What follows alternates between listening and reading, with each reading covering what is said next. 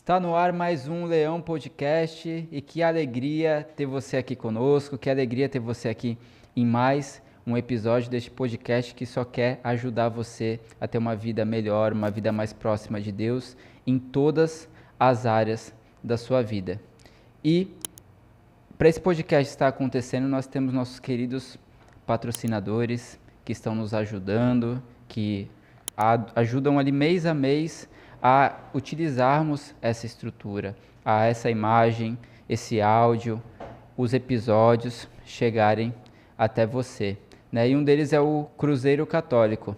Você que deseja fazer uma experiência em alto mar, na estrutura MSC dos navios e com aquela graça, com aquele amor católico que temos nas coisas, você precisa participar do Cruzeiro Católico. Ele vai acontecer do dia 23 a 30 de janeiro de 2027 e terá a presença do Padre Rogério de Mello, Padre Antônio Maria, Ricardo Sá, Sueli Façanha e muitos outros convidados. É aquilo, é aquela experiência MSC que você já deve ter ouvido falar, já deve conhecer, só que com Santa Missa, com adoração, com momentos de oração dentro do navio. É incrível, é um roteiro incrível. Então, você escaneando esse QR Code, você vai ter acesso a todas as informações, aos valores de cabine com varanda, aos valores de cabine sem varanda, para criança, para adulto, enfim. Todas as informações é só escanear esse QR Code que vai aparecer na tela, que você vai ter acesso a todas essas informações. Agora, você que não gosta muito de andar de navio, fica meio enjoado ali, você não é uma experiência que atrai seu coração, você precisa também fazer outros tipos de experiência. E a Viajando com Maria está aqui para te ajudar a viver essas experiências, tanto aéreas quanto rodoviárias. Então, se você tem essa graça de poder fazer uma viagem aérea, nós temos pacotes incríveis, viu?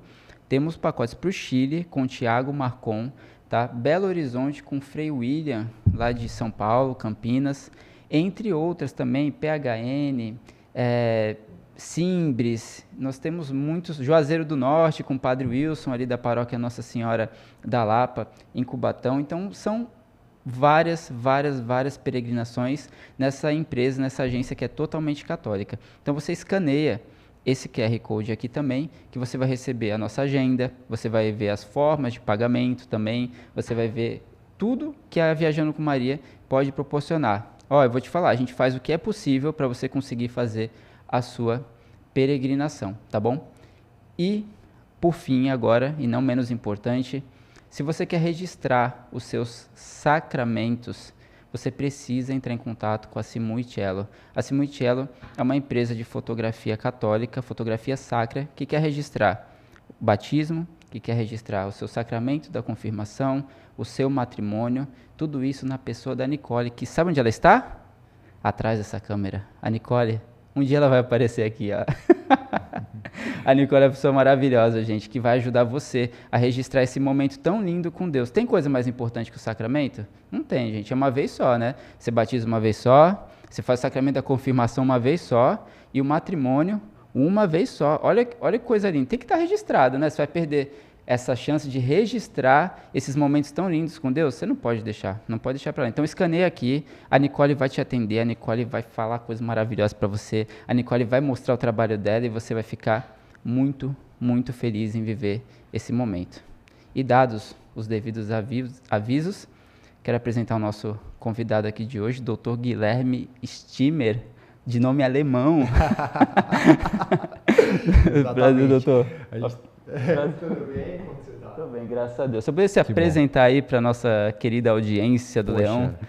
Em primeiro lugar, Simon, muito obrigado, né, pela oportunidade de estar vindo aqui para falar nos assuntos que, né, que é meu entendimento, né, que é a saúde masculina. E parabéns, né, pelo podcast.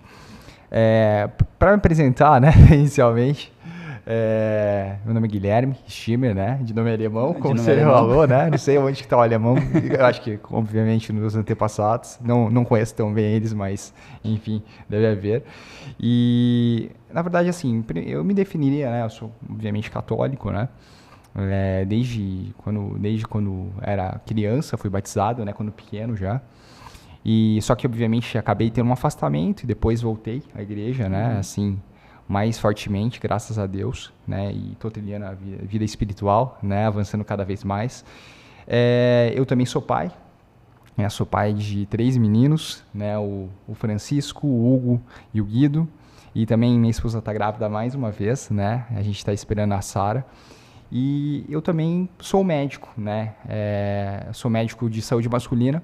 Eu tenho uma formação bem abrangente, né? Eu sou cirurgião geral, primeiramente, né? Então tenho a formação cirúrgica e posteriormente acabei fazendo uma residência também de urologia, né? Que é um tipo de especialidade que acaba cuidando do trato urinário masculino e feminino e também do trato genital, né, masculino. Acabei também fazendo uma formação em cirurgia robótica, eu sou cirurgião robótico também, e né, são muitos anos aí, são mais de 10 anos aí de faculdade, de especializações, residências, né, e meu foco principal hoje em dia é falar de saúde masculina, né, eu me sujeito a falar disso nas redes sociais, e esse é o nosso assunto que nós vamos abranger aí hoje. Maravilha, vocês estão vendo que hoje eu vou ter dificuldades com este homem multitalentoso aqui, cheio de informações. Que isso. Mas vamos conversar sobre saúde masculina, é um assunto que para alguns ainda é um tabu, os homens ainda, alguns têm vergonha de conversar. Vejo que isso tem mudado um pouquinho, acho que essa nova geração talvez tenha buscado um pouquinho mais do que a geração antiga, né? Mas vamos bater um papo muito bom sobre saúde masculina. E eu já tenho uma dúvida assim logo de cara. Perfeito. Hoje, com os avanços da tecnologia, com os avanços das informações, quais são os meios para você, no modo geral, a gente vai depois aprofundar em cada ponto, mas para você manter uma saúde masculina saudável, algo saudável, que você consiga alcançar ali no dia a dia, que você consiga trabalhar, quais práticas ali que colaboram com isso? Perfeito. Essa pergunta é muito pertinente, Simon. E eu sempre falo que os pilares da saúde do homem são 4. Primeiramente seria a realização de exercícios físicos, né? Então, assim, esse seria um dos pilares muito importantes, que seria tanto o homem se submeter à realização de exercícios físicos aeróbicos, né? Ou mais famosos cardiovasculares, né? E também exercício de força, né, que seria a musculação. O segundo pilar seria em relação também à alimentação.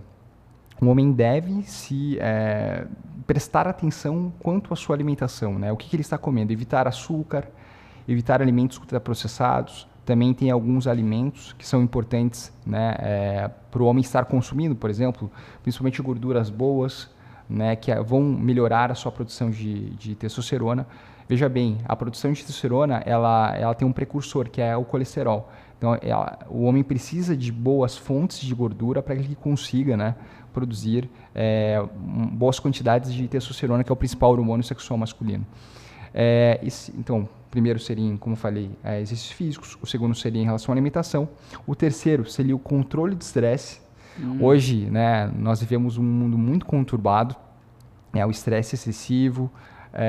O homem não para, de certa forma, para refletir, né? Até para a nossa vida espiritual fica bastante prejudicada devido a isso, né? A gente pensa muito em trabalho, e nós muitas vezes definimos, né, de certa forma, a nossa vida pelo nosso trabalho. As pessoas muitas vezes se perguntam o que você faz, a primeira coisa que a pessoa se define é eu sou médico, ou eu sou advogado, mas não, você é muito mais do que isso, né?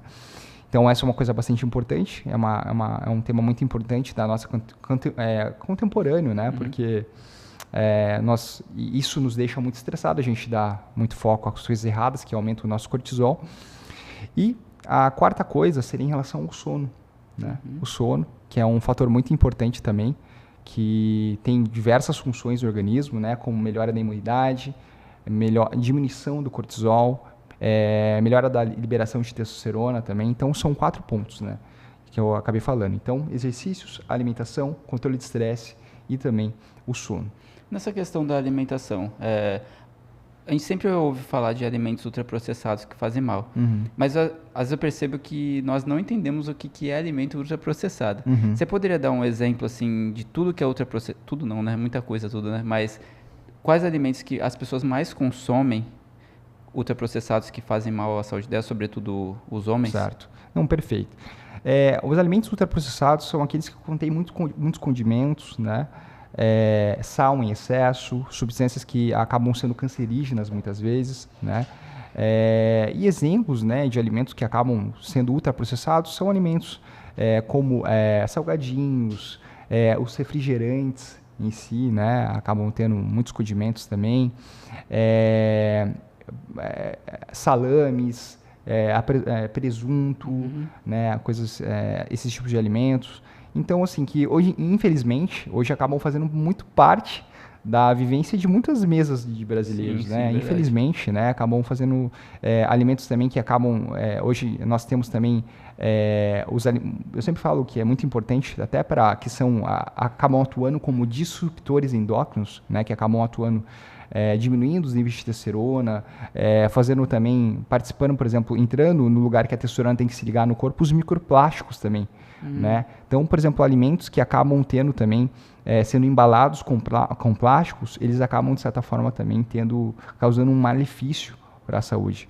E o que todo homem deveria prestar atenção é tentar se alimentar com alimentos que são, na maior parte do tempo, in natura, né? Alimentos que vêm, obviamente, da terra mesmo, né? Sim. Frutas, verduras, prestar atenção quanto também à hidratação, assim, carnes, né? A carne vermelha hoje em dia é muito importante porque ela tem vários tipos de micronutrientes que são importantes para a nossa saúde, como zinco, selênio, a vitamina B12. Então, alimentos in natura devem fazer parte realmente da alimentação de todo homem que quer melhorar a sua saúde, quer performar mais no seu trabalho, na sua vida, com a sua família, enfim.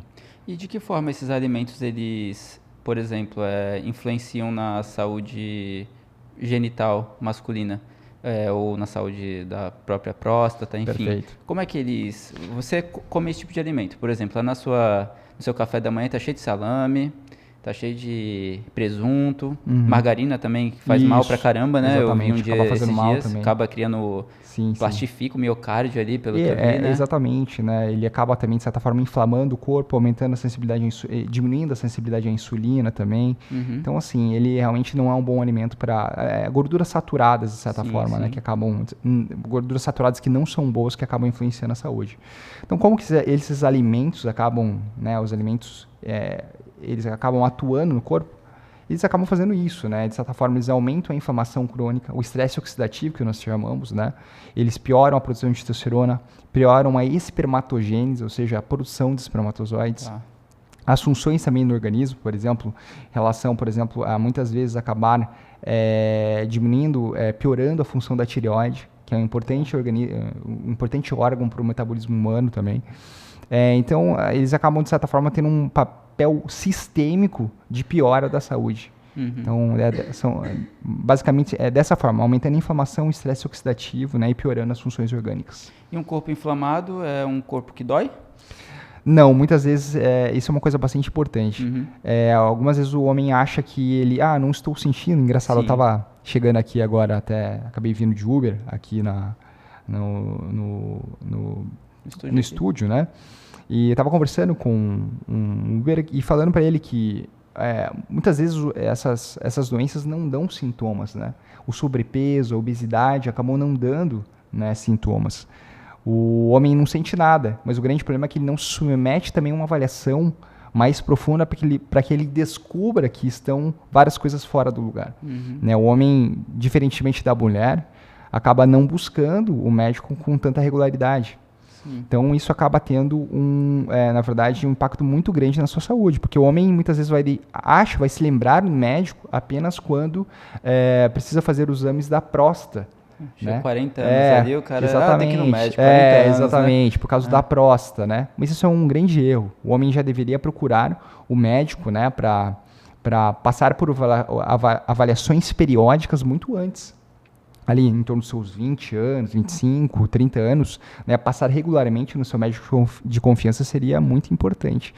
Para dar dicas de saúde, para ver se está tudo bem, fazer exames regulares, para avaliar também, muitas vezes, né, você consegue identificar coisas erradas, por exemplo, doenças oncológicas que estão iniciando você consegue perceber se há essa normalidade tendo um potencial de diagnóstico, um potencial de melhora muito mais significativo. Se você deixa só para, de certa forma, ir no médico lá na frente, acaba tendo impacto na sua saúde, porque se você descobrir, por exemplo, uma doença oncológica, provavelmente você vai ter uma dificuldade muito maior, essa doença pode estar mais avançada. Então, esse contato com o médico ele é muito importante. O ideal é ir anualmente, né? Você fazer aquele check-up anual, Isso, exatamente. Né? O certo mesmo é ir anualmente, né? Tem pacientes, de certa forma, que acabam tendo uma boa saúde, dá pra gente espaçar um pouco mais. Sim. Mas, geralmente, de 1 em 1 ano, os pacientes deveriam ir no médico, né? Mas tem que ser um médico também que, de certa forma, que tem uma visão holística do paciente. Né, que solicite exames, que veja o que está acontecendo, que procure, né, o que está acontecendo, que procure também fazer uma avaliação sintomática. O paciente está tendo algum sintoma, procurar isso de forma profunda mesmo, né? Então, assim, não é besteira você, né? Na verdade, é um zelo com a sua saúde, né? Porque, como eu falo, você sempre pode performar mais no seu trabalho, na sua vida sexual. Eu falo também em tudo que você faz, né? Se você precisa ter uma saúde boa, sim, né, para fazer isso. E os outros 2 pontos, mais 3 pontos, né, que a gente falou: estresse e sono, por exemplo. Tem uns mitos, umas teorias aí sobre sono, né? Sim. Tem gente que fala que dormir, o quanto você acorda bem, já tá bom. Que cada um tem um metabolismo, um corpo ali diferente que vai reagir de uma maneira diferente. Mas existem estudos que falam, tá, bateu um martelo aqui, ó, são 7 horas de sono. Certo. São 8 horas de sono ideal. Existe isso? Existe isso, sim. Um dos maiores especialistas de sono no mundo, que é Matthew Walker, ele fala que nós deveríamos dormir em torno de 7 a 9 horas por noite. Isso, obviamente que há uma variabilidade biológica de cada pessoa. Tem pessoas que acabam se sentindo melhor, né, com menos sono. Tem pessoas que se sentem pior com menos sono, né, assim, então. Mas uma faixa que seria interessante seria de 7 a 9 horas. Então, todo homem tem que dormir de 7 a 9 horas. Porque se você tiver um sono de boa qualidade, você consegue ter uma diminuição considerável do cortisol, que é o hormônio do estresse. Você consegue ter uma boa produção de testosterona. Consegue também ter uma boa funcionalidade mental, no sentido de você conseguir internalizar as memórias que você tem, aquilo que você estudou. Isso é muito importante também. Consegue melhorar a imunidade, né? Você só consegue ter uma boa imunidade se você conseguir, de certa forma, restabelecer, né, de certa forma, as moléculas e também as células que são importantes para a tua imunidade. Então, assim, de 7 a 9 horas é o mínimo que você precisa para... 7 horas é o mínimo que você precisa para ter um bom sono.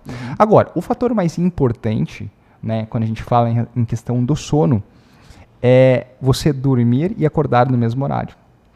É até engraçado, porque eu faço uma relação com uma coisa que São José Maria Escrivá falava, que era um minuto heróico, né? Muito interessante até em relação a isso, porque ele falava da importância de nós acordarmos sempre no mesmo horário. E ele falava isso do minuto heróico.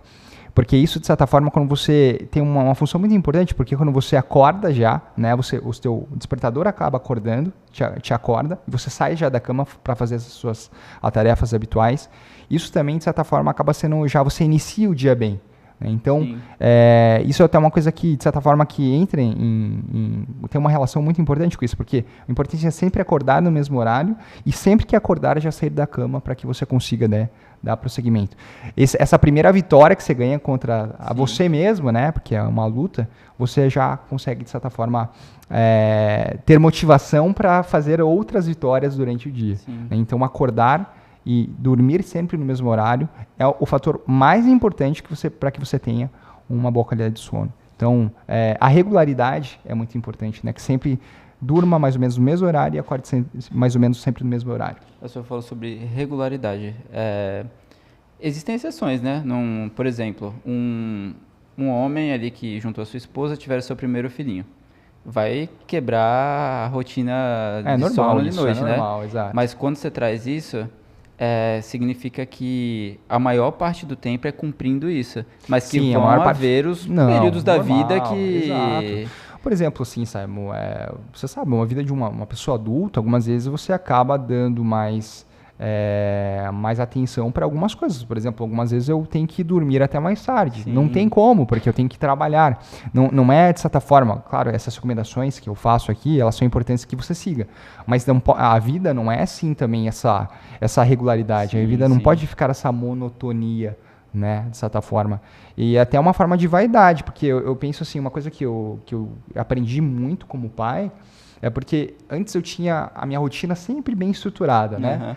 Só que quando os filhos vêm, tudo isso muda, né? Daí você começa a pensar, poxa, mas eu não consigo ir na missa como eu conseguia ir antes, eu não consegui estudar como eu gostaria. E muitas vezes isso aí é desculpa, porque isso é uma vaidade sua. É um egoísmo? É um egoísmo, de certa forma. Né? Então você precisa readaptar a nova circunstância que você está.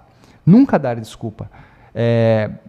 Por exemplo, no meu caso, eu sempre tento dormir mais ou menos em torno de 9h30, 10 horas e acordar em torno de 4h30 da manhã. Por que eu faço isso? Porque os meus filhos acabam acordando muito cedo. Uhum. Então é uma adaptação que você vai ter. Antes eu conseguia dormir mais tarde. Hoje em dia, para eu conseguir performar bem no meu trabalho, eu acordo muito cedo. Muitas vezes 4h30. Tem pessoas que acordam para fazer o rosário, né? O rosário do Frei Gilson, né? 4 horas da manhã. Eu vou te falar que eu naturalmente acordo 4h30 da manhã. Uhum. Então, porque eu preciso. É uma adaptação. Talvez no momento que eles começarem a acordar mais tarde, tudo está regularizado. Então, talvez isso mude de novo. Exatamente. Porque eles vão crescer e aí você vai mudar de novo sua rotina junto com a sua esposa, exatamente. Né? Então, mas o ideal é sempre ele encontrar essas rotinas, né, na vida, né? Muito importante, cara. Eu sempre falo assim que rotina em tudo que a gente faz é muito significativo. Principalmente eu que sou um sanguíneo, né? A rotina para mim é uma coisa muito importante. Porque se eu deixar a minha vida assim rolar, vira uma tragédia, virar uma tragédia, assim. Então, eu preciso realmente de ter rotina, sim. Só que ao mesmo tempo eu entendo que tem certos momentos da vida que as coisas não vão ser da forma como nós gostaríamos. Uhum. Daí você, de certa forma, tem que dar uma atenção à esposa, tem que dar atenção aos filhos, faz parte da vida, né, de um homem adulto. E o estresse, né? O estresse, tá todo mundo estressado. Todo exatamente. Mundo ali meio Essa é uma outra coisa também, cara. O estresse é uma coisa que, de certa forma, vem destruindo, né? De certa forma, eu acho que a saúde masculina e também a produção de testosterona, o hipercortisolismo, né? Esse excesso de cortisol, ele acaba, infelizmente, né, atrapalhando a saúde do homem. E é uma das coisas que, assim, eu falo que grande parte do cortisol também que a gente acaba liberando, ela tem uma relação com a quantidade de a gente faz muitas coisas hoje em dia, a gente não quer parar, a gente tem uma necessidade de sempre estar fazendo alguma coisa. Veja bem, né, até um dos grandes problemas das redes sociais hoje em dia é que as pessoas não param. Eu sempre que vou para São Paulo, né, que eu acabo trabalhando também em São Paulo, e algumas vezes eu acabo indo de metrô, eu sou muito observador das pessoas que estão ali à minha volta, né, assim. Eu sempre fico vendo, é muito difícil hoje em dia você ir no local e as pessoas não estarem no celular. Sim. E esse é um grande problema, porque as pessoas acabam tendo uma necessidade muito grande de sempre estar ligadas, sempre estar. Só que isso causa, de certa forma, uma desregulação, uma dessensibilização dopaminérgica muito grande. Uhum. Né? Então, e aí você acaba o quê? Muitas vezes não tendo prazer para as coisas básicas. Vamos supor, né, você ir na frente da praia e observar o ambiente, ou você de rezar, você não consegue continuar ali, de certa forma, rezando, você acaba se distraindo, né? Coisas básicas. Se tornam chatas, né? Exatamente. Não acabar conversando com a sua esposa, né? Estando totalmente presente, Sim. né? Até relembrando uma coisa que eu acho que é um dos grandes erros da nossa contemporaneidade, né? De certa forma, essa capacidade que nós temos de fugir, né? De certa forma, das coisas que nós estamos fazendo, né? Então, isso acaba mudando muito. A gente vive uma vida muito dupla, a gente nunca está presente no que está fazendo. E uma das coisas e isso aumenta o cortisol, de certa forma, porque a gente sempre acha que tem que estar fazendo alguma coisa. E a gente fica nessa... eu sempre falo que o nosso cérebro ele é temporal. Tá, mas o que é temporal? Ele, de certa forma, os nossos pensamentos, a gente acha que tudo é verdadeiro. Ele não reconhece o que é falso ou não. Então, a gente coloca muitas coisas que nós não precisamos e isso agita nos agita e acaba aumentando, consequentemente, o cortisol, que é o hormônio de estresse. E daí nós ficamos cortisol e daí, enfim, tem grandes problemas, né? A gente não consegue dormir adequadamente, não consegue focar nas coisas que a gente tem que fazer, não consegue ter uma vida espiritual ordenada, né? Eu sempre falo assim, a rede social é uma coisa boa? Com certeza, mas você tem que saber utilizar ela da melhor maneira possível, porque senão você pode causar também um estímulo errado para o teu corpo e acabar afetando a sua saúde também. Sim.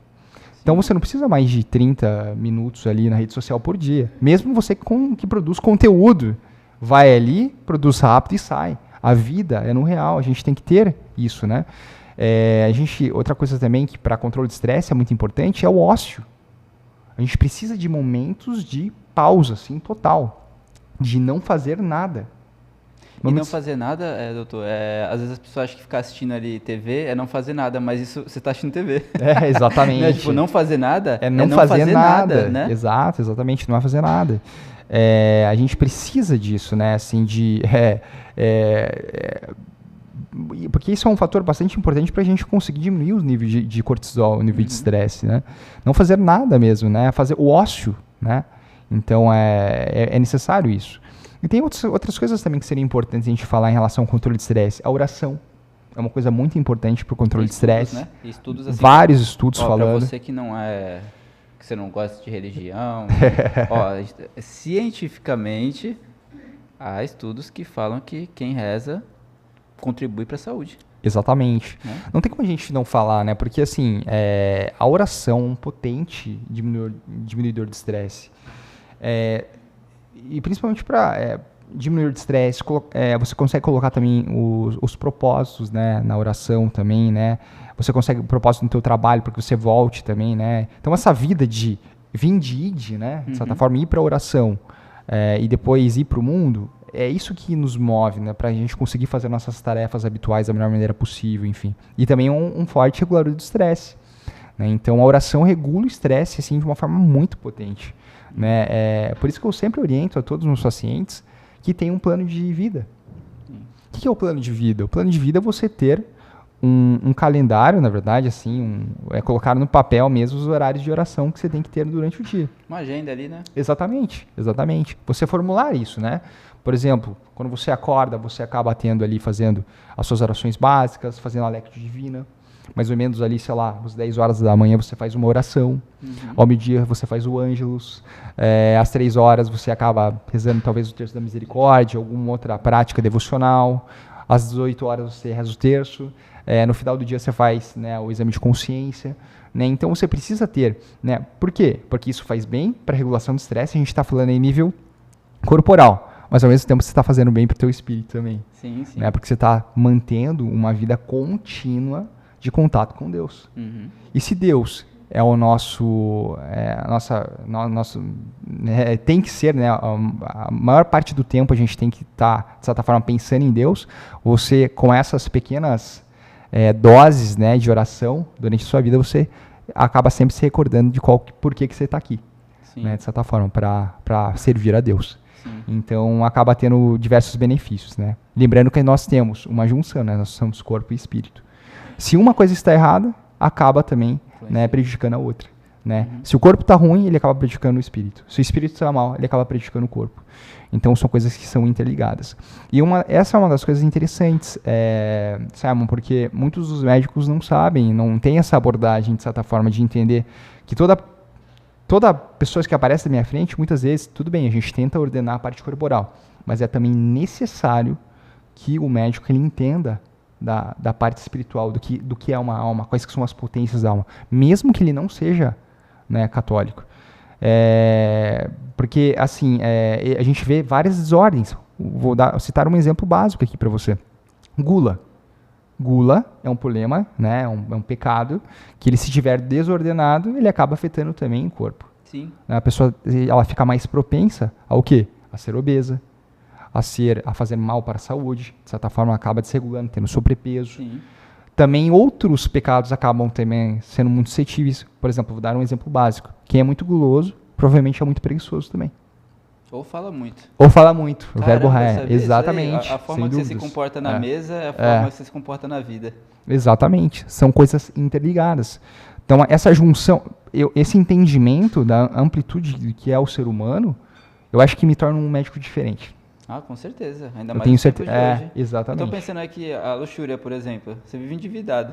Exatamente. Porque você quer É outra sempre coisa. gastar, Exatamente. É para mostrar para os outros, por algum motivo, Exatamente. que você tem alguma coisa que você não tem, na verdade, né? Exato. Né? Então, são A vários, luxúria, exatamente, né? O luxo excessivo, a avareza muitas vezes também, né? Acaba. São coisas interligadas. Os pecados capitais a gente pensa assim, cara, mas, poxa, eles são, na verdade, a raiz, né? E de fala, provavelmente, uma pessoa também que acaba sendo, como a gente está falando, gulosa, acaba sendo provavelmente muito vaidosa, porque é a raiz de todos os pecados, né? Sim. Muito vaidosa, de certa forma, né? Acha que é mais que todo mundo e que pode comer. Eu vou me dar o luxo de poder comer. Ou não sabe ouvir, aquela pessoa difícil você vai corrigir, mas tá pensando que você é quem? Exatamente, né? Exato. Então, são várias desordens, né? E eu não tô falando aqui dos outros, eu tô falando de mim, de nós. Sim. Nós somos assim, tá? Então a gente não pode dar tudo para nós, a gente tem que ter... Por isso que é importante a quaresma até nesse sentido, né? Porque ela educa a alma e educa também o corpo. Sim. Veja a prática do jejum, né? A prática do jejum, poxa, o jejum ele acaba fazendo bem para a saúde, ele acaba diminuindo né, a sensibilidade, melhorando a sensibilidade à insulina, reorganizando o corpo, e é bom para a alma também, né, porque ele, de certa forma, a prática penitencial, que você não dar tudo para o seu corpo, você começa, de certa forma, a controlar, ter o domínio sobre o seu corpo, sobre a sua alma, né, isso é uma coisa muito importante. Então, geralmente, coisas que têm benefício para ambas são muito positivas, né. E olha lá, a gente falou de 3, né, a gente pode falar um pouquinho sobre o quarto pilar, treinamento, sono, estresse e... exercício, né? A gente ia falar sobre exercício, né? Isso tudo tem um objetivo, né? O exercício físico ali, para quem tá paradão, quer começar ali, como é que é? Tá. E acho que é importante entender como que o exercício físico, ele age na saúde masculina. Tá. Entende? Perfeito. Então, respondendo a tua primeira pergunta, para quem está totalmente sedentário, o que fazer? Tá. Eu organizo, na verdade, basicamente, né, defino, né, assim, exercícios aeróbicos e anaeróbicos. Dos exercícios anaeróbicos, né, que seria a musculação, exercício de treino de força, eu acho que é fundamental, mais importante, assim. Tem que levantar peso, tá? Para quem quer emagrecer, quem quer melhorar, tá muito tempo sem fazer exercício, muito importante fazer musculação, tá?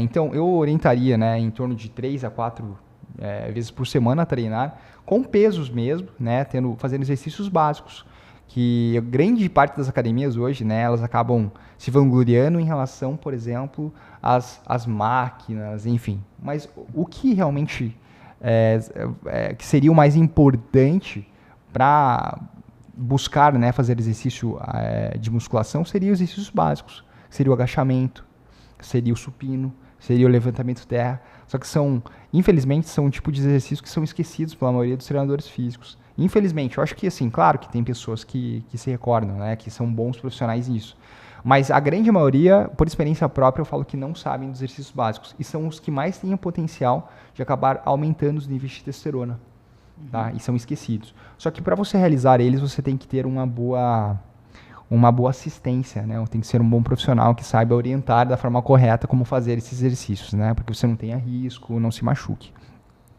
Então, isso é fundamental, né, para quem é sedentário. E tem os exercícios anaeróbicos também. Existem 2 tipos de exercícios que eu acho fundamental, que seriam os anaeróbicos. Os exercícios que acabam alcançando a zona 2, que a gente fala, o que é isso? Quando você... a gente fala que são exercícios que você começa, que são exercícios aeróbicos, cardios, né? Que você acaba, de certa forma, muitas vezes, você consegue... a gente sempre usa um termo de... Você consegue falar, mas você não consegue gritar, assim, durante a realização do exercício físico. Seria o quê? Fazer elíptico, corrida, né, bicicleta, ficar cansado, exatamente. Ficar ofegante, exatamente. Ali em torno de, pelo menos, 40, 60 minutos, né, em torno de 3 vezes por semana seria o ideal, tá? Juntamente com os exercícios de força. Existe um terceiro tipo de exercício aeróbico que seria muito importante também, seria o exercício de HIIT, né? Exatamente. Que seria o High Interval, High Intensity Interval Training, que seria basicamente o treino, né, intervalado, né, de alta intensidade, que você, de certa forma, poderia fazer em 1 ou 2 vezes por semana, que são exercícios de você ter uma amplitude da tua frequência cardíaca muito intensa, né? Você correr e, de certa forma, começar a caminhar. né? Você fazer, na verdade, tiros, né? Pode ser ou natação, pode ser também ou a corrida. Por quê? Isso melhora a liberação de GH, melhora a sensibilidade à insulina e ele acaba também te treinando, né? Por exemplo, quando você vamos supor, né, que você está andando na rua, né, e alguém acaba te assustando, ou vamos colocar uma situação que você acaba te assaltando. Tá. Para você aguentar aquele tranco, você tem que ter uma capacidade física muito, muito importante. Né? Você tem que estar acostumado o teu corpo a subir a frequência cardíaca muito alta. Por quê? Para que você consiga, de certa forma, teu corpo entende que aquilo dali, de certa forma, é uma coisa que você, se você estiver fazendo exercício, é uma coisa que você já está acostumado com altas frequências cardíacas, você consegue raciocinar, né, de forma mais objetiva, para que você consiga, de certa forma, pensar no que fazer ali naquela situação. Então, você treina o teu corpo para essas situações. Ou, por exemplo, numa situação de infarto, né? Por exemplo, assim, se uma pessoa tem uma condição cardiovascular melhor, ela consegue lidar melhor ela cria, de certa forma, uma vascularização que, de certa forma, consegue conter bombear o coração de uma maneira melhor se você, de certa forma, faz esse tipo de exercício.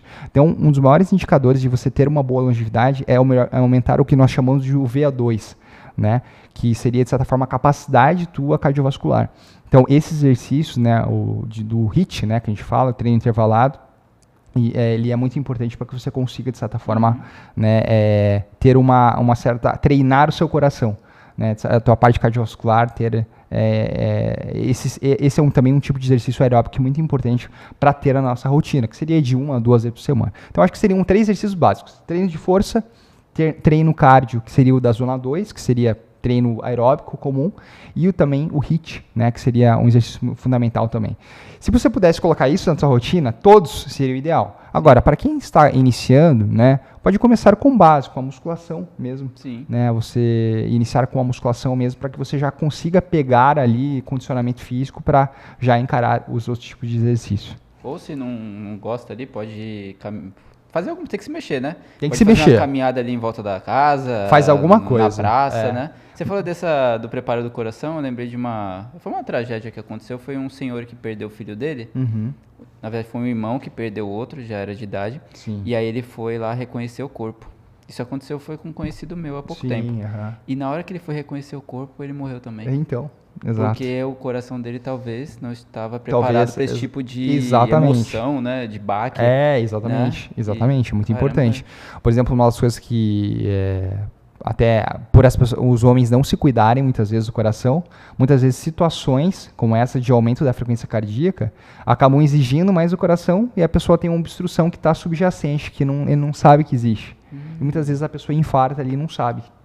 Então, se ela estivesse treinando, né, regularmente, com certeza ela teria formas de oxigenar melhor esse coração, né, e mantendo a saúde, ela conseguiria evitar, por exemplo, essa obstrução das veias coronárias. Então, eu falo assim que esses dois exercícios, né, tanto a parte do exercício aeróbico comum, que eu falei que é da zona 2, né, que o exercício aeróbico comum, mais o exercício de HIIT, né, que seria, de certa forma, o treino intervalado, seriam muito importantes para o condicionamento total do coração mesmo e da saúde metabólica, enfim. Bom, a gente já viu aqui 4 pilares para manter uma saúde legal ali. Para manter essa. Se você seguir esses pilares que eu acabei falando, poxa, eu vou te falar, é difícil a gente encontrar paciente no consultório que faz tudo isso muito bem. É muito difícil mesmo, assim, os homens realmente estão muito desregulados. Eu percebo isso, né? Assim, os homens não prestam atenção nisso e, infelizmente, isso é uma coisa que precisa ser mudada. Precisa. Por um objetivo maior ali. A gente viu essa parte, são várias áreas da vida. Pode ser que esse homem que preenche esses 4 pilares e consiga viver, ele já é um homem de mais idade e vai ter uma qualidade de vida melhor junto aos seus filhos e netos. Tá. Pode ser um jovem também que está ali... Independente da idade. A pessoa pode começar com 50, 60 anos, não importa. Começou a fazer esses pilares, sempre é bem-vindo, tá? Isso propicia que ele consiga ter uma longevidade maior. E nós falamos muito ultimamente, principalmente quando a gente fala em longevidade, a gente fala de health span. Ah, tá, mas o que é health span? É você viver mais e melhor. Tá. O que é isso? Então, porque o importante é que quando a gente avança na sociedade, nós temos capacidade funcional. nós não dependamos de outras pessoas, Sim. né? Se chegar com 70, 80 anos, de certa forma, com uma boa condição física. Isso é muito importante. E quando você também for falecer, você faleça de uma vez, assim, não fique ciscando muito, sabe? Porque tem pessoas que, infelizmente, né, de certa forma, devido à condição, eu vou te dar um dado muito importante, sabe, que é interessante. Quem que você acha que vive mais, os homens ou as mulheres? Eu acho que são as mulheres. Exatamente. As mulheres costumam viver mais. Beleza. Só que os homens, existe uma seleção natural. Tá. Os homens, eles acabam tendo uma propensão a falecer mais por infarto agudo de miocárdio e também AVCs. Tá? Eles têm maior suscetibilidade a acontecer mortes por esse tipo. Porém, existe uma seleção natural. Os homens que conseguem chegar numa idade, em idades mais avançadas, sobrevivem mais que as mulheres. Por quê? Principalmente por causa da musculatura. Entendi. E eles demoram, e eles conseguem ter uma capacidade funcional lá na frente muito maior. Porque o homem consegue... Geralmente, as pessoas que mais viveram não são mulheres, mas são homens. Existem mais mulheres centenárias. Porém, existem homens que vivem mais que as mulheres, porque existe uma seleção natural. E muitas vezes isso tem a ver com o quê?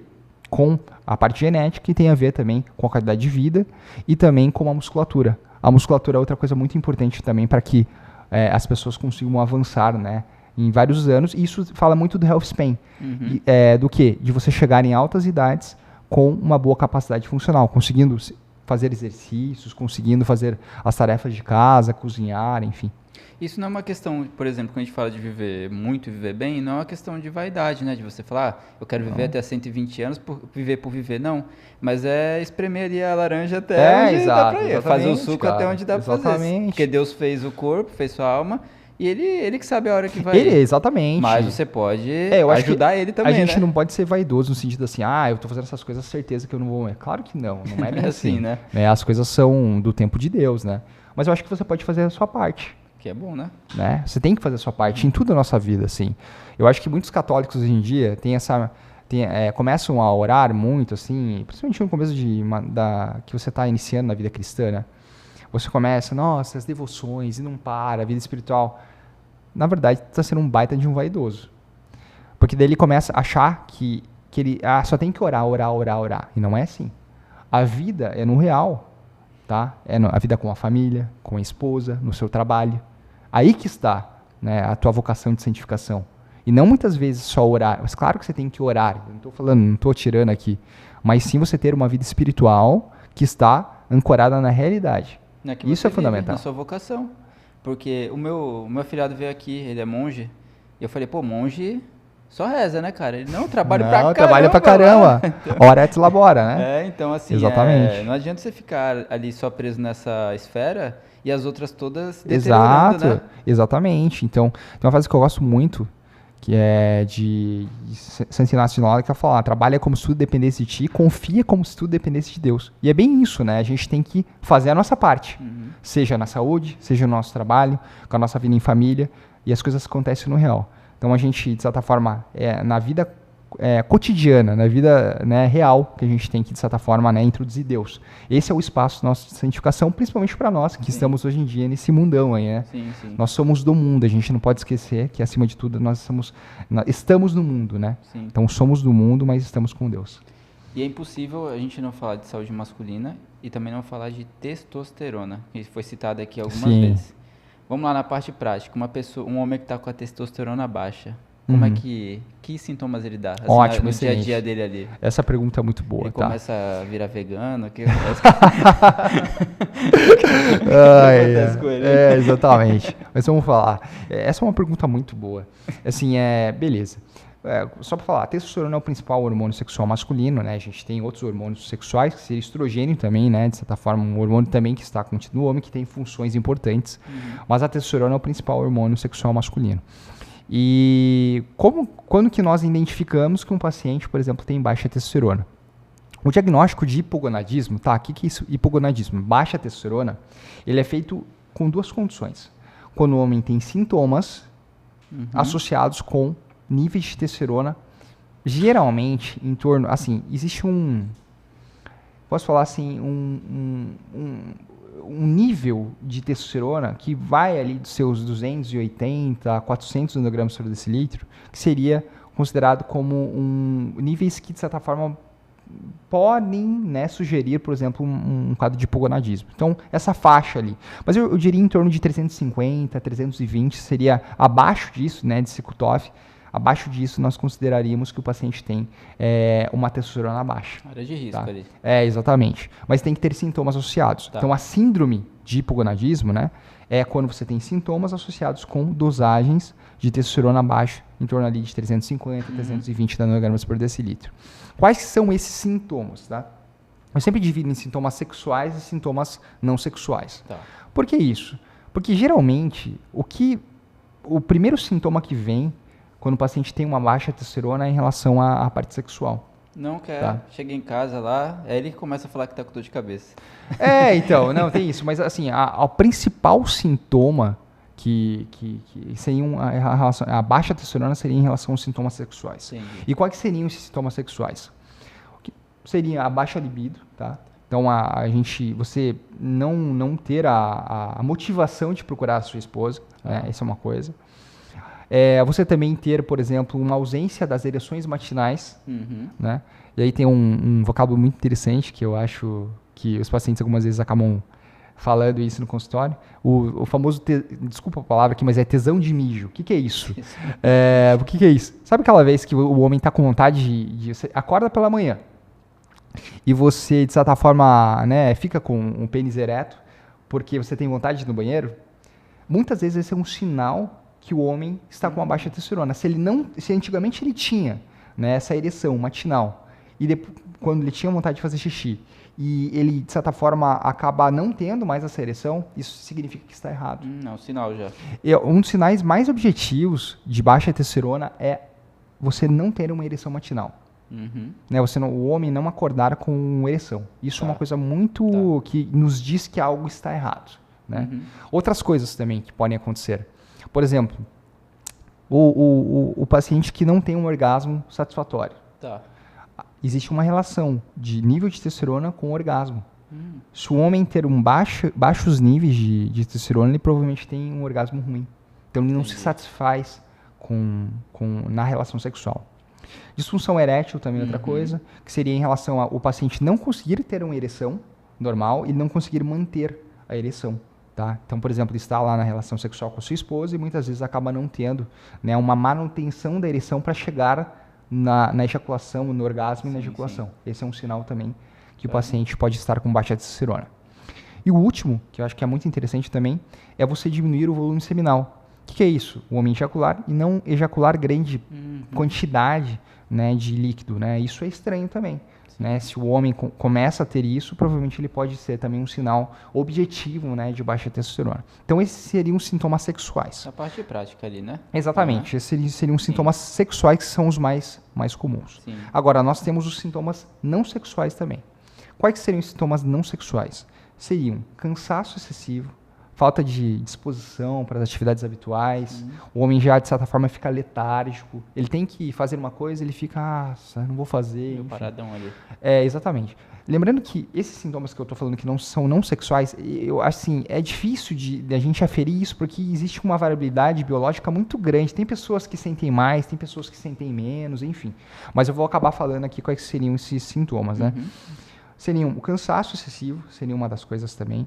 Seria uma baixa qualidade de sono também, muitas vezes acaba prejudicando o sono, né? Seria outra coisa também que pode acabar acontecendo também. Uma baixa dificuldade de ganhar massa muscular, né? O paciente tem dificuldade de ganhar massa muscular. Ele tem também aumento da adiposidade, do sobrepeso, né? Ele acaba acumulando também bastante gordura, acaba ficando obeso. Seria também uma das coisas também que podem acabar, de certa forma, inferindo que esse paciente tem uma baixa testosterona. O brain fog, né? O que é isso, brain fog? Seria quando o paciente, de certa forma, fica com a cabeça, fica letárgico, não tem uma boa...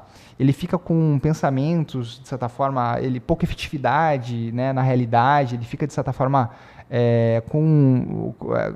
Isso, o nome seria, você fica de certa forma com uma cabeça de certa forma, seria uma fumaça de certa forma, você não consegue, assim? Não, no sentido de você não conseguir focalizar nas coisas que você tem que fazer. Então isso seria também um outro sintoma de baixa testosterona.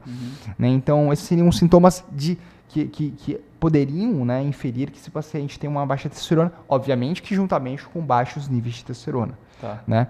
Então, uma coisa que é importante eu frisar, Simon, que é o seguinte, geralmente, baixa testosterona, ele acaba sendo como um sintoma de uma péssima qualidade de vida.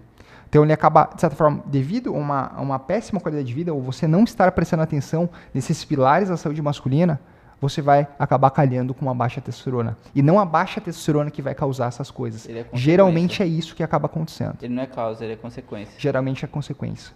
Então, devido a uma vida que é desordenada, você acaba calhando com uma baixa testosterona. Salvo exceções que agora você tem algum problema. Exatamente. De saúde, né? Por exemplo, tem doenças que de certa forma que predispõem a uma baixa testosterona. Síndromes genéticas, obesidade é outra coisa também que é muito, muito comum. Geralmente obeso tem baixa testosterona. Mas por quê? Porque quem é obeso acaba tendo uma transformação muito considerável de testosterona em estrogênio, que é o principal hormônio sexual feminino. Tá? O estrogênio em excesso, ele acaba, de certa forma, diminuindo a libido, acaba diminuindo também, ele acaba fazendo uma atuação, principalmente a nível central, diminuindo a liberação do LH, que é o hormônio precursor da testosterona. Então, assim, existem condições, de certa forma, que acabam predispondo, né, baixa testosterona no corpo. Esse hormônio feminino, assim como a mulher tem testosterona, isso aqui é novidade, eu nem lembro desse nome. Sim. Assim como a mulher também tem testosterona e precisa ter, o homem também tem o hormônio feminino. Na verdade, assim, que antigamente se falava muito, a testosterona é um hormônio só masculino, mas não é bem assim, tá? Isso é um grande erro. A mulher também tem testosterona. E, por exemplo, para a mulher, é muito importante ela ter testosterona, porque isso aumenta a libido dela. Ela tem vontade de realizar relação sexual. Uma coisa, a mulher quando perde, né, por exemplo, a vontade de fazer relação sexual, muitas vezes pode estar relacionada com uma baixa testosterona. Entendi. Tá bom? Isso é uma das consequências, por exemplo, da menopausa. Né? A mulher acaba baixando, né, os níveis de testosterona da mulher. Já o homem também tem o estrogênio. Tá? Que é também um hormônio que antigamente se chamava hormônio sexual feminino. Esse vocábulo a gente acaba falando habitualmente, mas de certa forma não é bem correto, né? É um hormônio sexual, tá? Então, pode ser masculino ou feminino, mas acaba sendo mais pela habitual a gente falar isso, né? O estrogênio, então, ele é importante também para o homem. Por quê? Porque o estrogênio ele tem algumas funções no organismo. Por exemplo, ele tem melhora do perfil lipídico. Por exemplo, tem alguns tipos de anabolizantes que se você tomar, né, eles acabam diminuindo o estrogênio. Se você diminui o estrogênio, você acaba sendo mais suscetível a ter eventos cardiovasculares, a tendo o colesterol piorando, o número de lipoproteínas enfim, e outros tipos de substâncias que acabam predispondo o surgimento, por exemplo, de infarto agudo de miocárdio. O estrogênio também é importante porque ele acaba causando a libido no homem. Geralmente, homens que têm baixo estrogênio não conseguem ter uma boa libido, não conseguem ter uma boa motivação a procurar a sua esposa. Vou dar um exemplo aqui. Muitas vezes o homem é usuário de anabolizantes, utiliza testosterona, mas próximo da competição, muitos dos fisiculturistas acabam utilizando, por exemplo, substâncias que acabam bloqueando o estrogênio. Tá? Porque o estrogênio também tem uma função de reter. Então, eles acabam usando substâncias que acabam fazendo a diminuição de estrogênio. Esse homem, apesar de ele ter uma testosterona muito alta, ele acaba, de certa forma, tendo um estrogênio muito baixo. E ele não sente tanta vontade de fazer relação sexual. Mesmo com testosteronas, né, suprafisiológicas, né, muito altas, ele acaba não tendo vontade de realizar relação sexual. Por causa do estrogênio. O estrogênio, ele potencializa a libido. Pô, e o homem que tem pouca testosterona, tá baixo ali, ele fica meio sentimental também? Porque às vezes a gente escuta algumas coisas por aí, que a mulher olha pro marido dela e ela fala, pô, o cara é mó... Fala uma coisa, começa a chorar ali, o cara meio não tem aquela coisa do ser homem, não que ser homem seja ser bruto, ser arrogante, nada a ver com isso, mas assim, não tem a postura de um homem, né? Isso influencia também? Isso é verdade, porque influencia com depressão também, né? Influencia, exatamente. Muitas vezes pode estar relacionado o quadro de baixa testosterona com depressão, tá? Assim, pelo que eu me recorde até, né, depois 30% dos homens que têm depressão têm baixa testosterona. Olha aí, número Tá? considerável. Exatamente.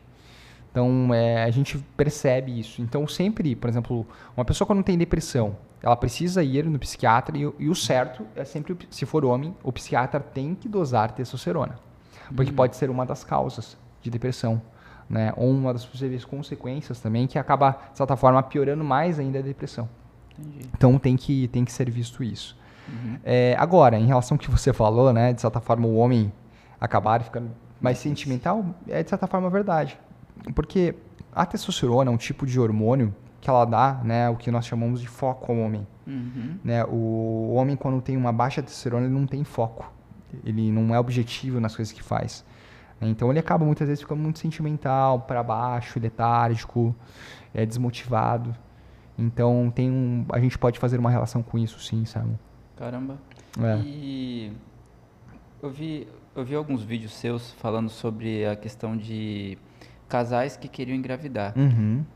Isso tem se tornado muito frequente. Muito frequente. É um número assim absurdo que eu vejo às vezes de casais que querem engravidar e não conseguem.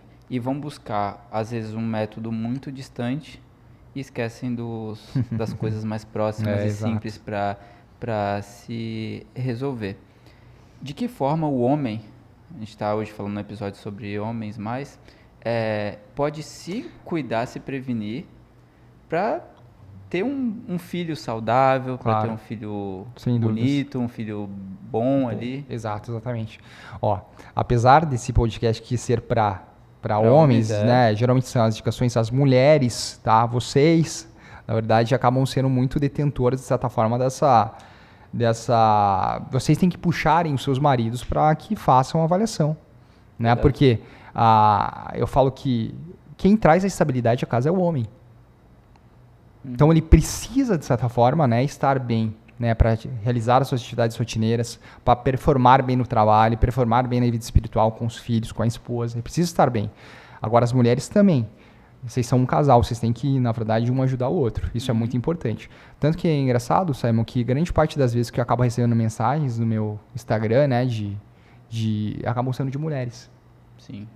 Que mulheres falam, meu marido não está conseguindo ter, está tendo ejaculação precoce, está com disfunção erétil, não procura ajuda, eu já estou passando, na verdade, por dificuldades há muito tempo, e acabam sendo até um mecanismo ali, de certa forma, de desabafo das mulheres. Né? Então, a mulher tem esse papel fundamental. Né? Então, é importante que ela preste atenção na saúde do seu esposo. Mas voltando ao que você havia falado anteriormente, em relação à fertilidade, a fertilidade caiu muito nos últimos 50 anos. Tá? Isso é um fato. Né? A qualidade dos espermatozoides acabou piorando. E você me perguntar, doutor, mas ao que se deve isso? Principalmente se deve a isso, a ausência de bons hábitos de vida. Tá? Associado com outros fatores também. Por exemplo, como a vida contemporânea, de certa forma, né? O estresse excessivo, hipercortisolismo, né? Acaba piorando também a produção de espermatozoides. A grande quantidade também de toxinas que nós temos, alumínio, outras, né? Chumbo, microplásticos que acabam sendo disruptores endócrinos, que acabam afetando também a performance da tireoide, a performance também, de certa forma, a produção de espermatozoides, a produção de testosterona e os hábitos de vida, né, como nós já falando. E voltando a falar, a gente volta de novo a falar dos pilares da saúde masculina, do sono, da alimentação, dos exercícios físicos, do controle de estresse. Isso realmente é uma das coisas também que acaba piorando bastante a fertilidade. Para todo homem, de certa forma, que está buscando engravidar a sua esposa, ele deve prestar atenção na sua saúde, tá? Doutor, mas eu não tenho quadro de infertilidade masculina. Tá, mas o que é infertilidade masculina? A primeira coisa, é muito importante a gente falar. O que é infertilidade? Infertilidade, primeiramente, é conjugal, ou seja, é de ambos, tanto do homem como da mulher. Porque a gente vê o casal em si, né? O que seria infertilidade conjugal? Quando nós temos ausência de sucesso após um ano de relações desprotegidas, tá? Depois de um ano que o casal acaba realizando relação sexual e não acaba tendo efetividade, tá? Não consegue engravidar, isso é o diagnóstico de infertilidade conjugal. Tá? Só que a infertilidade conjugal, ela, como é um casal, é de ambos. 50% para o homem, 50% da mulher. Pode ser que seja só da mulher? Pode. Pode ser que seja só do homem? Pode. Pode ser que seja de ambos? Pode ser que também. Então, ambos precisam ser investigados. O homem deve investigar principalmente com, né, o médico da saúde masculina, que acaba sendo urologista, e tem também as mulheres que precisam ir no ginecologista, né, de certa forma.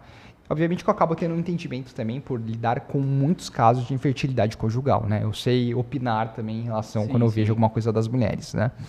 Mas geralmente acaba sendo isso, né? E essa melhora, mesmo que você não tenha um diagnóstico de infertilidade, é muito importante que o homem já busque antes. Ele está pensando em conceber uma nova vida, que ele já busque, né, ver como que está a sua saúde.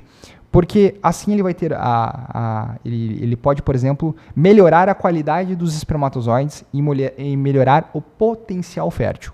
Tá, o que é potencial fértil? É a maior possibilidade de você engravidar a sua esposa, né, em menos tempo. Né? Quando você tem uma boa qualidade espermática, muito provavelmente você vai acabar engravidando a sua esposa rápido. Né? Então, é importante que, se está pensando em conceber, geralmente 6 meses antes, você já comece a prestar atenção na sua saúde. Obviamente que o certo era muito antes do que isso, né? Sim. Mas pelo menos 6 meses. Tanto que grande parte das consultas que eu faço hoje com os pacientes são de consultas pré-concepcionais. E é muito assertiva essa medida, né? Os casais que estão se preocupando em ter filhos, né, em terem gametas de boa qualidade, que estejam já se preocupando com a sua saúde para formar, né, gametas de boa qualidade, tanto o homem como a mulher. E isso tem que ser feito 6 meses antes. Pelo menos. Isso influencia diretamente na saúde da criança? Influencia. Acaba influenciando, sim. Porque se você tem, por exemplo, espermatozoides de má qualidade, isso aumenta o estresse oxidativo, você piora os parâmetros do espermograma, como motilidade, a concentração, a morfologia, que seria a forma dos espermatozoides. Você aumenta o que nós chamamos também de fragmentação do DNA espermático, que seria, na verdade, a qualidade do material genético dos espermatozoides. E muitas vezes lá, quando esse espermatozoide de má qualidade, se ele chega lá, ele até muitas vezes fertiliza esse gameta feminino, né, que é o óvulo, mas ele não consegue dar prosseguimento. E muitas vezes, ele não consegue, de certa forma, formar, né, o embrião é formado e muitas vezes ele acaba se desfazendo, né, por não ter um cuidado pregresso dos pais. Então, tem que cuidar da saúde. Você está pensando em conceber, tanto você mulher como homem, busque ajuda. Não é assim, tem um zelo pela sua saúde para que você consiga transmitir essa hereditariedade, na verdade, à frente, né, e faça realmente a vontade de Deus. Eu sempre falo que nós temos que fazer a nossa parte. Sim. Não adianta só, e tem muitos casais que vêm assim, mas não é o tempo de Deus. Putz, mas eu vou te falar, mas não é assim. Você tem que fazer a sua parte, tá? Faça a sua parte, Deus vai fazer a dele, né? Se for a vontade dele. Obviamente que tudo, hoje em dia é muito assim, tudo, tem muitas vezes que a gente pergunta, né, mas, por exemplo assim, mas tudo Deus permite, beleza, mas é uma resposta assim, você tem que fazer a sua parte, tá? Deus vai fazer a parte dele, né? De certa forma se virou a vontade de Deus, mas faça a sua parte. É fundamental, tanto o homem como a mulher, que busque ajuda realmente para poder conceber. A gente vê isso, doutor. O casal lá está infértil, não está conseguindo ter os seus filhinhos lá, e faz a novena, mas faz o lanche. Faz a novena, mas não faz exercício. Não, Senhor, cuida aqui, eu creio no milagre, que me tome pizza pra dentro. Pô, aí não tem como, né? Aí não tem como. Deus falando, eu quero fazer. Me ajuda também.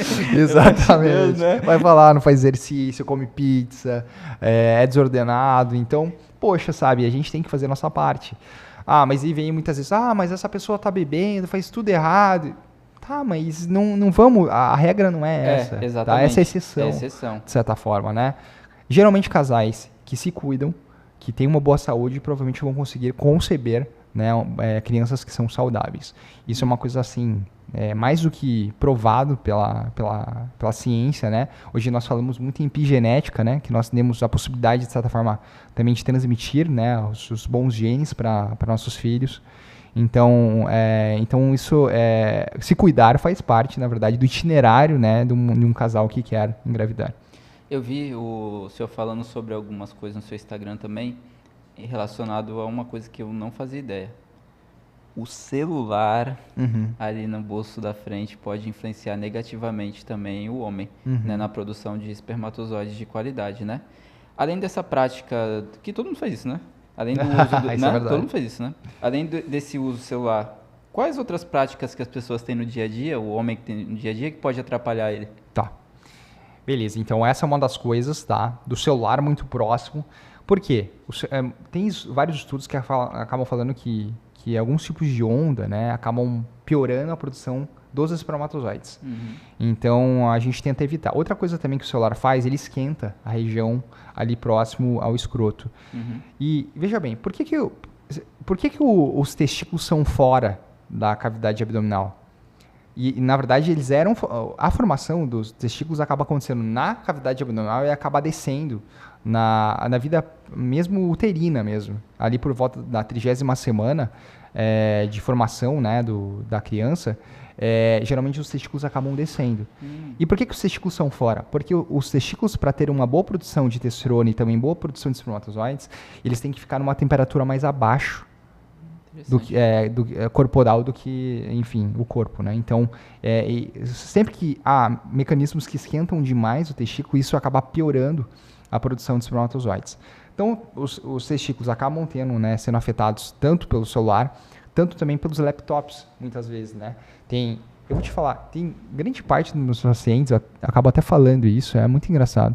Tem muito TI, que é meu paciente, e já tive a oportunidade de operar pacientes de outros lugares do país, assim, e também fora do Brasil, que são TIs, e muitas vezes eu sempre falo que esse é um tipo de profissional que é muito afetado. E eu acho que, em grande parte, deve ser por causa que muitos deles acabam usando o laptop muito próximo do corpo. Isso acaba esquentando a região ali do escroto e acaba também prejudicando a produção de espermatozoides.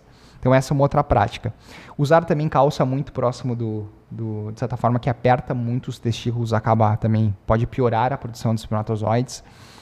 Outra coisa também que é importante falar, que eu acho que se relaciona com isso também, de esquentar o testículo, tem relação com a principal causa de infertilidade masculina, que é a varicocele. A varicocele é a principal causa de infertilidade masculina. Tá, mas o que é isso? A varicocele é um engurgitamento dos vasos gonadais, tá?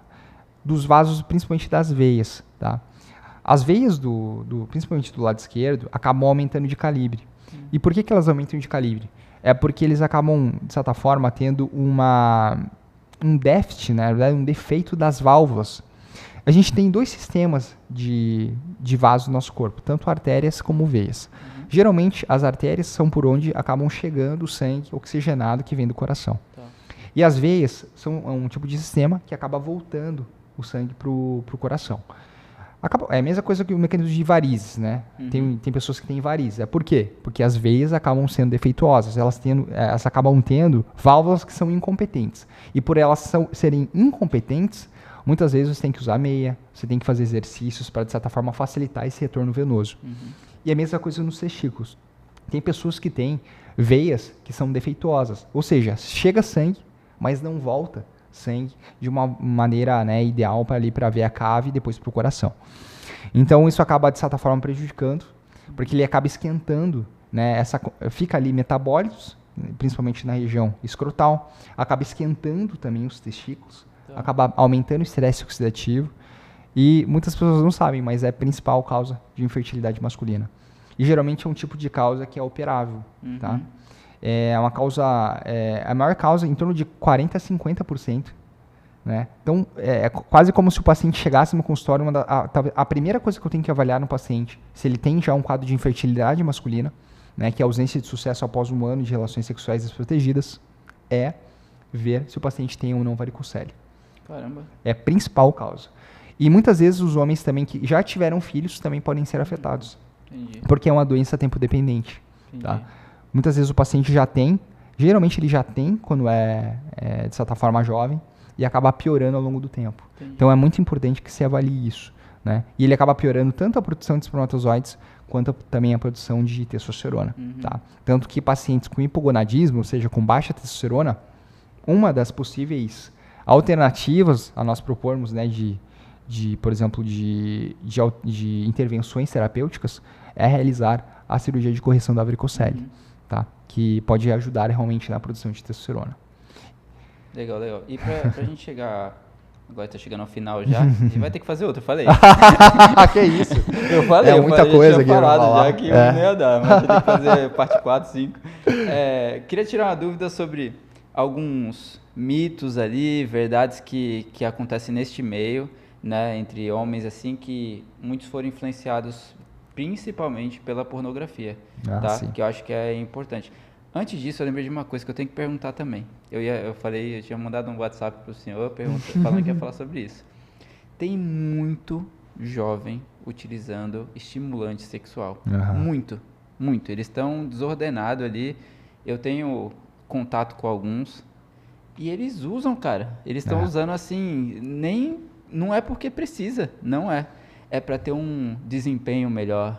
É para mostrar para a mulher que fica mais tempo ali, não sei o quê. Sim. Sabe essas coisas que tudo é influenciado pela pornografia. Pornografia, né? Falando sobre isso e também falando da vida real. Qual o tempo médio dura uma relação sexual de uma mulher, segundo estudos, né? Quanto tempo em média o homem leva para chegar à ejaculação? Qual o tempo ali que se torna uma ejaculação precoce? Quando que ele tem que procurar ajuda?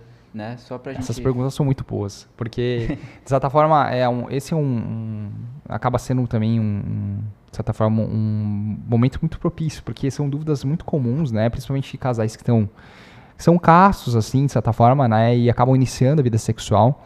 E eu recebo no meu consultório muitas vezes pacientes ali que de certa forma, né, são virgens, enfim. E acabam tendo dificuldade, né? Eu recebi esses tempos, né, um paciente no meu consultório com ejaculação precoce, né, sem mais de 5, 6 meses sem conseguir realizar relação sexual com a esposa, se casou, não consegue, e ele tem ejaculação precoce, e eu falo, mas como que ele vai conseguir ter filhos se ele não ajeita isso? Então, é muito importante, eu acho que esse momento, né, de certa forma, essa abertura que você está me dando para poder falar desses assuntos. Vamos lá. Primeira coisa, tem alguns mitos em relação à saúde sexual masculina. Não existe, assim, um número certo de relações sexuais que um casal tem que ter, por exemplo, na sua semana. Não existe isso, assim, 2, 3, 4, não existe isso. Isso depende muito da vida do casal em si, do momento que eles estão vivendo, né? Por exemplo, casais que estão tendo filhos, né? De certa forma que um filho... É difícil você ter relação sexual com tanta frequência quando você tinha, por exemplo, no início do relacionamento, né? Que você fazia 3, 4, 5, 6 vezes, né, na semana. Então não existe isso. Isso é um mito, tá? Não existe o número de relações sexuais desprotegidas. Agora, em relação ao tempo de relação sexual, também é bem difícil de falar, assim, de certa forma, quanto tempo é o certo. O que é anormal? Nós sabemos o que é normal, geralmente é normal, tá? O tempo que nós falamos de latência ejaculatória, ou seja, o tempo da penetração, quando você penetra na sua esposa e até o tempo que você ejacula, ele tem que ser, obviamente, mais tempo que 1 minuto. Porque aí nós temos o diagnóstico de ejaculação precoce. Se você penetra na sua esposa ou antes da relação sexual, antes de penetrá-la, você tem ejaculação, você muitas vezes, isso daí é um diagnóstico de, né, obviamente, juntamente com a frustração do casal, tanto do homem como da mulher, isso é ejaculação precoce. Tá. Então, quando você tem ejaculação com menos de 1 minuto, né, ali da penetração, isso acaba falando que isso é uma ejaculação precoce. Qual que é o tempo normal, né, de uma relação? Olha, em torno de 10, 15 minutos, né, tem pessoas, mas seria em torno disso, mais ou menos, 10, 15 minutos, né, de certa forma. O que acontece, né, Samuel, que infelizmente hoje nós temos uma hipersexualização da nossa sociedade. Hoje o porno soft é muito comum, né?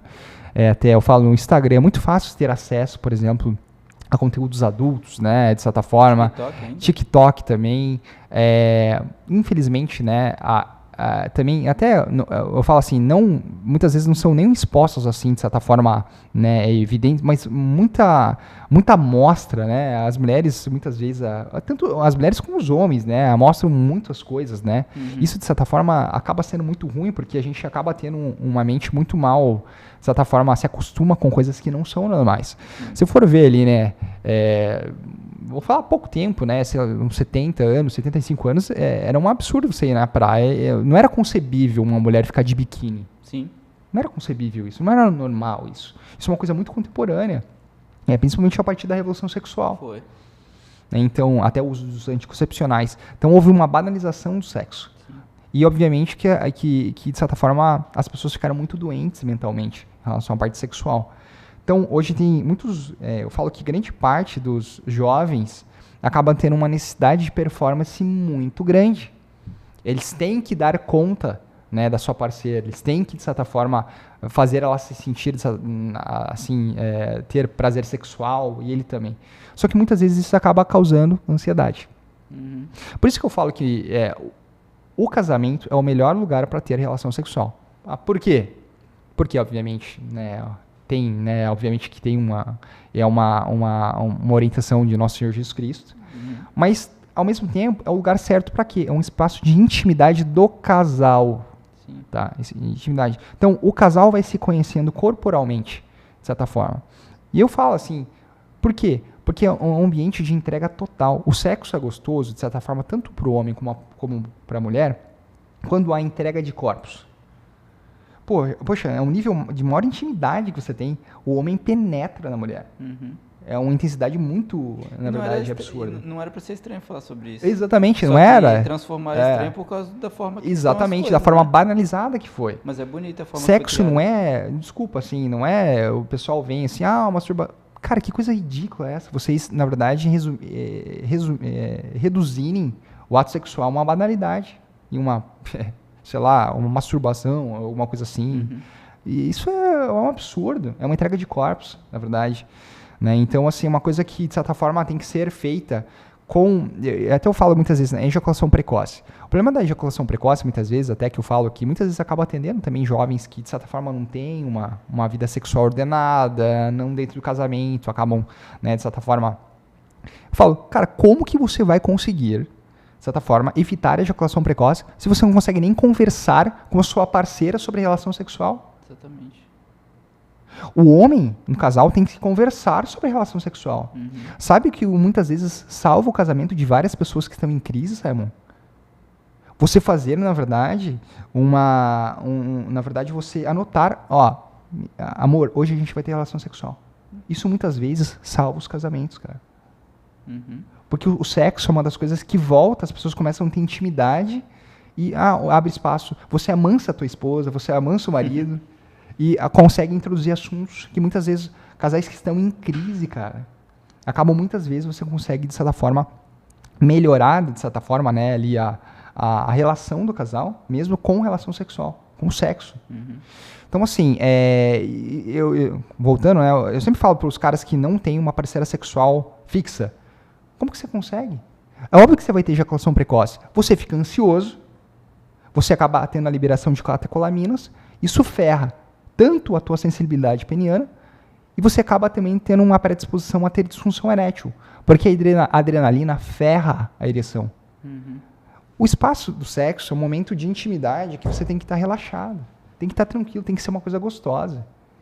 E eu sempre falo, o sexo dentro do casamento quando é muito melhor, é assim, algo extraordinário, porque realmente é uma intimidade máxima do casal. Então não é para ser feito uma coisa, não, cara, é presença, intimidade, entrega de corpos. Isso tem que ser a relação sexual, tá? Um espaço de presença, de você estar totalmente ali sentindo o corpo da tua esposa, a mulher sentindo o corpo do marido, é uma coisa, na verdade, que é, né, assim, quem trouxe muito essa ideia, né, foi o São João Paulo II, né, da teologia do corpo, que é a entrega de corpos, uma coisa santa, um lugar de santificação.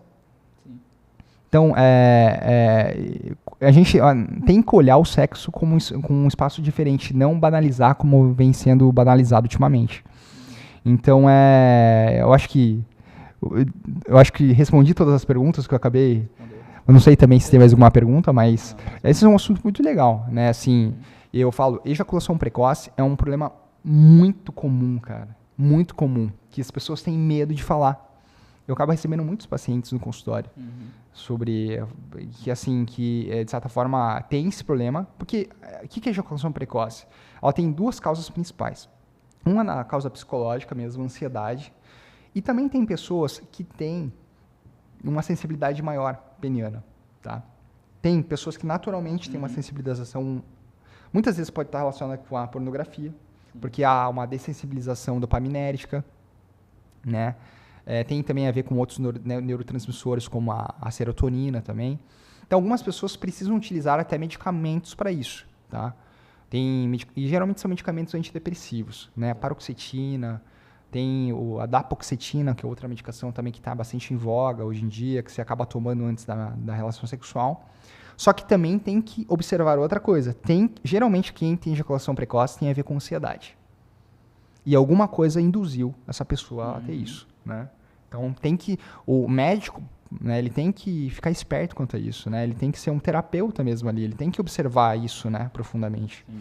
Então, tem essas duas causas principais da ejaculação precoce. E voltando a falar, é um tipo de doença que é bastante comum.